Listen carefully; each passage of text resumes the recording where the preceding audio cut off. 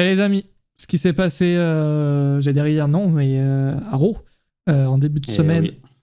Carl Anderson et Luke Gallows qui ont fait leur retour à la WWE. Ils se sont fait renvoyer peu de temps après WrestleMania. Ils ont peut-être le record des mecs qui se font renvoyer le plus tôt entre le main... ça aussi. entre le main event de WrestleMania, même s'ils participent pas en tant qu'agent, en tout cas on les voit dedans, et donc la date de leur renvoi, quoi. C'était vraiment une question de jour. C'était assez insane. Ils ont fait leur retour. Il y a eu la rumeur en début de soirée en mode il se pourrait bien qu'ils soient là en octobre à Raw. Et finalement, ça s'est fait en quelques heures. Ils sont là. Et l'un d'eux est champion du côté de la New Japan. Ils ne sont pas champions par équipe. Ils sont champions. Ils étaient champions par équipe, mais ils ont perdu les titres il n'y a pas très longtemps. Mais c'est Carl Anderson qui détient le Never Openweight Championship. Il l'a encore. Il l'a encore. Ça fait 100 jours qu'il est champion. Sera dit, ils se sont fait renvoyer juste après WrestleMania 30. Enfin, le 36. Pas le 30. Le 30, ça date un peu. Donc, de retour avec AJ Styles. Moi, ça, là, je veux qu'on en parle. Même si on en a un peu parlé lors de Raw, mais maintenant, on a vu un peu tout ce qui s'est passé également sur Twitter et tout, comment les gens ont réagi. Je n'ai vu que des trucs positifs à ce sujet. Ouais, après, même Jay White a réagi de manière positive, tu vois. Et il a parlé lors de la conférence de presse. Une conférence de presse, c'est avec les dirigeants de la New Japan, avec tous les catcheurs de la New Japan.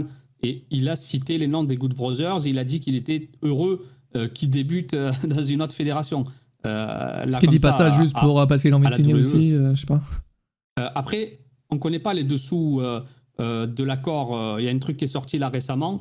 Comme quoi la New Japan était au courant que les Good Brothers allaient débarquer à Raw. Donc ça veut dire qu'il y a eu un accord. Il y a eu un accord et que... Et donc... Oh, merci Nicolas pour le Prime. Ouais, merci Nicolas. Et pour Triple H, si on y réfléchit, on se dit, est-ce qu'il y a... C'est le premier truc qui est venu à l'esprit même de beaucoup de personnes. Est-ce qu'il y a un partenariat... Une entente. Pas partenariat, une entente, un échange de bons procédés plutôt entre la WWE et d'autres fédérations au Japon. Et on se souvient, Triple H, il voulait qu'il y ait des relations avec le Japon, notamment, même il y a plusieurs années, il y avait des rumeurs de rachat des fédérations, même de la Stardom, il y a eu des rumeurs. Donc Triple H, je pense qu'il est très, très, très intéressé par tout ce qu'il y a au Japon et tout. S'il y a moyen de faire des échanges ou des petits accords, il serait pas... il dirait pas non Triple H. Il n'y a effectivement pas de contrat avec la New Japan, mais il y a un contrat avec WWE, et on connaît WWE, c'est que quand tu signes, après tu oublies tout ce qui est à côté. Donc, c'est ça. Et moi je me mets à rêver. Peut-être qu'AJ Styles va débarquer à Wrestle Kingdom. Bah, en fait, ça aurait été possible s'il y a eu donc effectivement cet échange si Luke Gallows et Carl Anderson étaient sous contrat avec New Japan. Sauf que là ils sont pas sous contrat, donc en réalité New Japan, pourquoi il aurait un partenariat alors qu'ils sont pas sous contrat, tu vois? C'est pas la compagnie qui leur offre Luke Gallows et Carl Anderson. C'est ça. Tu sais, c'est sûr, c'est juste un peu des avis dans le vide, là, mais moi, je présume que c'est simplement avec Carl Anderson puis Luke Gallows qui ont appelé la New Japan qui ont dit regardez, on se casse. Tu sais, je veux dire, je pense pas que c'est quelqu'un de la WWE qui a pris le téléphone puis qui a appelé quelqu'un à la New Japan. Là. Non, je pense que c'est Gallows qui a prévenu la New Japan et la New Japan a dit d'accord. Après, est-ce qu'ils ont parlé à Triple H? Je l'espère. Si jamais il y a un accord entre les deux fédérations, moi je m'en frotte les mains personnellement. S'il y a moyen que Triple H envoie des catcheurs ou quoi, là on rêve, c'est sûr. Mais si ça arrive, pour moi toi tu veux voir un petit partenariat. Beaucoup de personnes veulent le voir quand même. Et en plus ça pousserait même Kenny Omega à débarquer, tu vois. Donc, et justement, s'il y a un accord, moi j'y crois 0. Hein. Je crois juste que Carl Anderson va faire son match jusqu'à Wrestle Kingdom et puis on se casse, quoi. Moi je ne crois que ce que je vois là, c'est pure spéculation. Ouais, c'est ça. Voilà. On rêve, quoi. Mais du coup, si cet accord entre WWE et New Japan existe, effectivement, ça se pose des questions sur le partenariat avec AEW. Maintenant, je crois que la New Japan a une position. Elle peut faire des partenariats avec tout le monde, il n'y aura aucun problème. Oui, ça ne le dérange pas. C'est ce qu'ils ont toujours dit. Le partenariat avec la EW, ce n'est pas un partenariat exclusif. Eux, ils ne font pas de partenariat exclusif. Ils ne ferment pas la porte à d'autres choses. C'est ce qu'ils ont toujours dit. En tout cas, c'est ce qu'a toujours dit le président de la New Japan. Il n'y a rien qui va Mais les même bloquer. entre les compagnies américaines, il n'y aurait aucun problème entre elles en mode genre je veux pas que la compagnie concurrente fasse affaire avec New Japan, tu vois. Je pense pas qu'il y aurait ce genre de truc non plus. On n'a pas des détails sur leur contrat Good Brothers. Non, on n'a rien, on n'a absolument aucune info sur le contrat des Good Brothers chez WWE. Pour la New Japan, Et New Japan, ils sont pas sous contrat.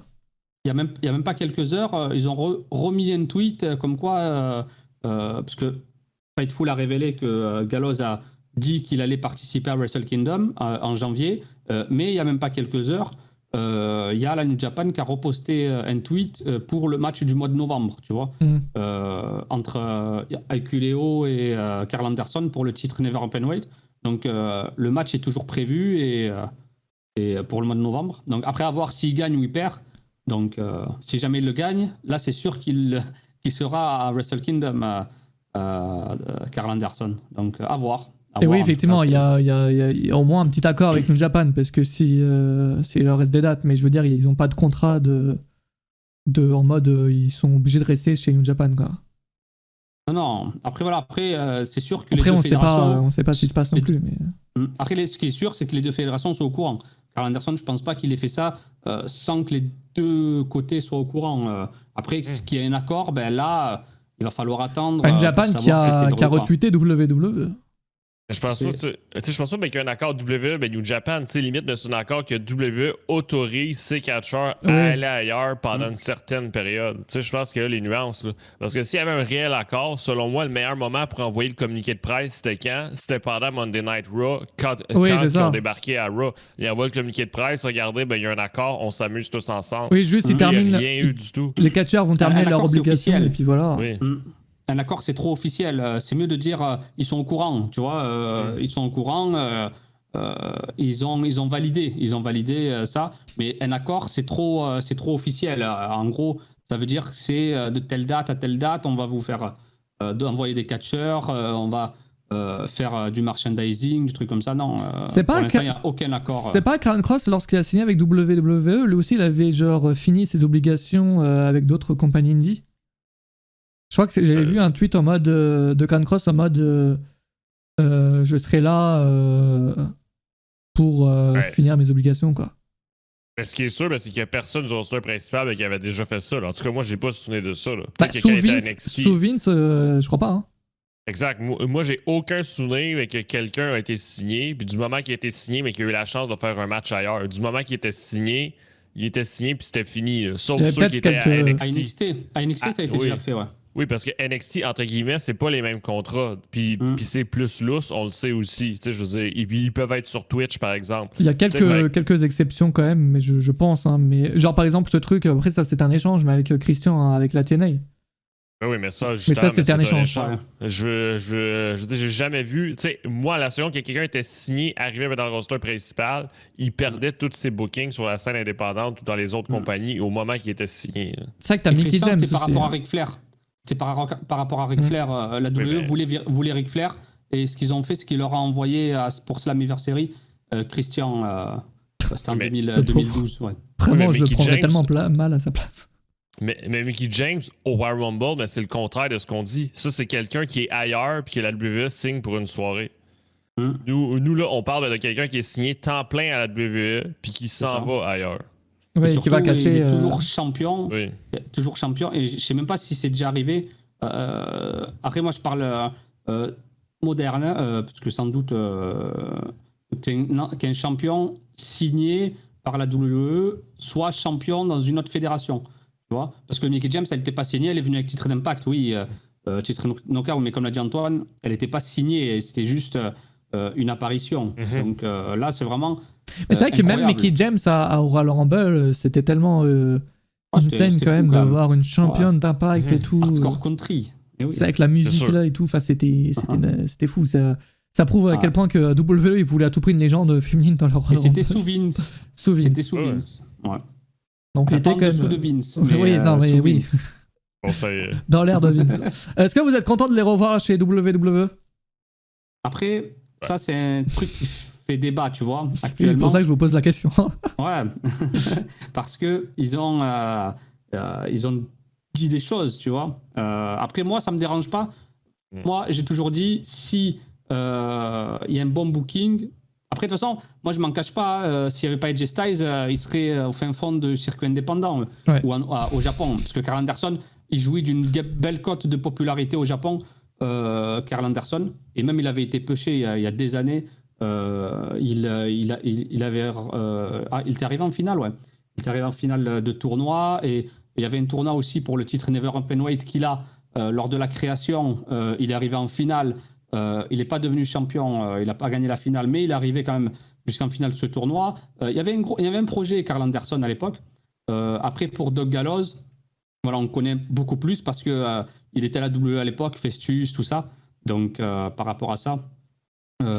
Juste, les amis, votez dans le sondage au-dessus du chat. Est-ce que vous êtes content de les revoir chez WWE? J'ai envie de savoir. Moi, c'est par rapport au club, moi. Par rapport au club. Et surtout, si c'est booké par Triple H. Mettez +1. Si c'est booké par HHH, ça peut être bon. Parce que ça m'a laissé un goût amer la dernière fois. Ce qu'ils ont fait du club. Après, c'était cool. Beat Up John Cena, tout ça, j'ai bien aimé. Mais après, voilà, c'est jamais allé au fond des choses. Ça s'est vite arrêté quand même, cette histoire. C'est ça. Et là, en plus, tu as Finn Balor. Le pire, c'est qu'il te le prend dans les bras. Et surtout, Finn Balor, membre fondateur du Bullet Club au Japon. Donc là, c'est lourd de sens. Après, comme ce que je pensais, c'est à partir du moment où ils ont enlevé le truc surnaturel du côté du Judgment Day redevient un clan à part entière. Et c'est ce qu'on voit là, clan contre clan. Et je pense que ça peut être pas mal ce qu'ils vont faire. Ça peut être pas mal du tout. Mais Tu sais, après, ben, c'est juste mon avis pro-WWE, mais moi, personnellement, je m'en fous qu'il soit là. Tu sais, je veux dire, à la fin, c'était absurde. Là. Je veux dire, ils étaient tombés aux oubliettes, limite. Ils sont partis, ça me faisait rien. Puis malheureusement, tous les programmes que je regardais, les deux étaient absents. Ils ont fait quelques matchs à la AEW, mais ils m'ont pas impressionné non plus. Je veux dire, c'était pas wow. Là. Je veux dire, ils ont rien de fait de fou à comparer si on compare au FTR qui se sont réinventés. Oui, mais c'est ça le problème. Mais moi, je regarde pas Impact. Ouais. Fait que là, ben, par défaut, je regarde pas Impact. En fait, je crois qu'on a le même problème, Antoine. C'est qu'on regarde que WWE et AEW. Et dans les deux compagnies, ils ont pas fait grand chose non plus, quoi. C'est-à-dire que. C'est ça. Ils nous ont pas impressionnés. C'est ça, fait que là, pour moi, ils reviennent un peu du jour au lendemain parce que je les ai pas vus pendant tout ce temps-là ou presque pas. Fait que j'ai encore l'impression qu'ils sont deux gars inutiles qui servent à rien. Tu sais, fait que mais moi, je te rejoins là-dessus. Je te rejoins là-dessus parce que j'ai pas une bonne image d'eux, mais après, c'est parce qu'on regarde que les deux plus grosses compagnies américaines, quoi. Mais c'est-à-dire que pour aussi, j'allais dire pour la foule, mais alors la foule de Brooklyn, alors c'est Brooklyn, hein, mais elle était haute quand même à Raw pour leur retour, ils étaient chauds. Et j'ai hâte de voir dans une autre ville s'ils vont être acclamés autant, tu vois, les deux. Après, c'est par rapport au Bullet Club. Il y a Belor, tout ça. Et la période Bullet Club, Brooklyn, circuit indépendant, tout ça, ils connaissent. Donc, par rapport à ça, là où il y a eu l'effervescence du circuit indépendant, les années 2014, 2015, 2016, 2017, 2018, 2019, le Bullet Club, c'était une attraction, c'était un truc incroyable dans le circuit indépendant. C'est par rapport à ça aussi, ils savent qui sont Gallows et Anderson. Après, comme je l'ai dit, la caution, c'est AJ Styles. S'il n'y a pas AJ Styles, il n'y a pas Belor. C'est sûr que Gallows et Anderson, c'est pas vraiment une vraie valeur ajoutée pour la WWE. Mais là, par rapport au clan... Mais ouais, sur le long terme, moi, ils peuvent servir à quoi à long terme? Est-ce que, genre, si on leur redonne un run en duo, là, ils vont refonctionner? Après, c'est une équipe de base. Donc, ouais, mais ils ont déjà été champions, il me semble, chez WWE. Oui, mais leur règne était désastreux. Truc en Arabie Saoudite, tout ça. Après, moi, je pense que, comme je l'ai dit, c'est par rapport au fait qu'il y ait AJ Styles et Finn Balor. Après, si tu te projettes pour la suite, c'est sûr qu'il n'y a pas de vrai plan à part être une équipe. Tu vois, ouais, il y a juste une équipe parmi tant d'autres. Voilà, c'est ça. Là, il faut juste penser au fait qu'il revient par rapport au Bullet Club, The Club, tu vois, par rapport à ça. Mais oui, mais par contre, tu te projettes, si The Club fonctionne, ça peut durer pendant des années, hein. Why not? Oui, là, il tient un gros truc. Après, Triple H, il adore tout ce qui est clan et tout. Donc, on peut espérer que ça dure, ça c'est sûr. Et surtout, avec Baylor, parce que là, il est avec AJ Styles, donc ils seront face à Baylor. Mais moi, je dis à AJ Styles de faire attention à une trahison. Parce qu'il s'était fait trahir. Il s'est fait trahir à une époque, et c'était par Kenny Omega. Et peut-être que Papa H, mettez le +1, il pourrait faire revenir tout ça, tu vois. Donc, non, mais je rêve là. Mais, oui, je crois aussi, mec. En tout cas, moi, je suis content par rapport à la storyline du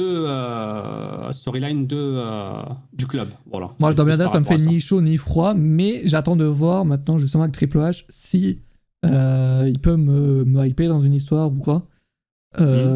J'attends de voir, mais en tout cas, là, ça débute plutôt bien. La foule a plutôt bien aidé quand même. Et c'est moi, quand la foule est hype, je suis hype. Hein. Je suis la foule, je vous le dis directement.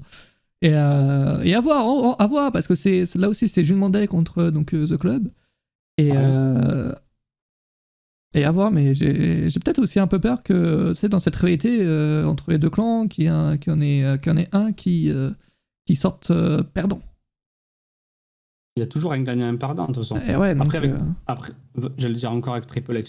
Mais avec le booking de Triple H, il essaie de ne pas enterrer un groupe ou un autre. En fait, il essaie de sortir grandi les deux groupes, tu vois. Donc là, Judgment Day, on voit qu'il revenait de loin. Hein, le fait d'avoir enlevé Edge, d'avoir remis le Judgment Day, tout ça, c'était un gros pari quand même, de les faire sortir du truc surnaturel, de les faire redevenir un clan, de rajouter Dominique Mysterio. Mysterio, déjà, tu le prends, c'est comme si tu étais doublement perdant, tu vois. Il fallait vraiment le reconstruire. Et c'est réussi. J'aime bien Dominique, là, avec le Judgment Day. Il a beaucoup plus de charisme. Il y a encore du boulot, tu vois, au micro et tout. Tu sens qu'il n'est pas encore en confiance, mais autour de lui, il a Baylor, il a Damien Priest qui est très bon au micro. Il s'améliore, vraiment, il s'est amélioré énormément. Rhea Ripley aussi, voilà, c'est cool. Et en plus, en phase 2, il y a AJ Styles, Anderson, il est très bon au micro. Donc voilà, ça peut. Il y a moyen de faire un bon truc. Il y a moyen de faire un bon truc. J'attends de voir. AJ Styles, il n'avait pas grand-chose ces derniers temps. Hein. Tu vois, il n'était pas utilisé pour une vraie grosse storyline. Et là, vraiment, il va être utilisé pour une grosse storyline. Donc, c'est cool.